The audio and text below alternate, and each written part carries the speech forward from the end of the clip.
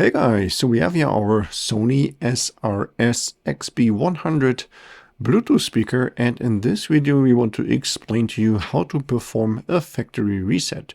So in case you do have any problems with the speaker, something doesn't work right, or somebody else is using your speaker, then I do suggest you perform a factory reset to get rid of the problem. So how do we do this? So of course at first we're going to turn on our speaker, and here just to verify that the reset was really performed, I'm going to connect here my smartphone to it. We see right now my iPhone is here connected, and then we're going to press and hold the Bluetooth and the volume down button for around 5 seconds, and then we're going to let go, and at this point the speaker should be shutting down.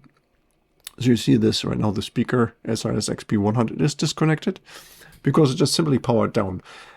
But now this was already the factory reset. So the next time we're going to turn on the speaker, then it should automatically go into the Bluetooth pairing mode. So you already heard the jingle that the pairing mode was enabled. And when we're trying to now reconnect here with our smartphone, then our smartphone recognizes that this is not possible because the speaker was factory reset and it's not allowed. The phone is not allowed to reconnect to the speaker at this point. We have to go through the pairing process and connect again here to our speaker.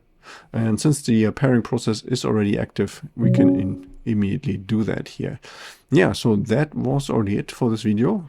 The factory reset method for the SRS XB100. Hope you found the information helpful.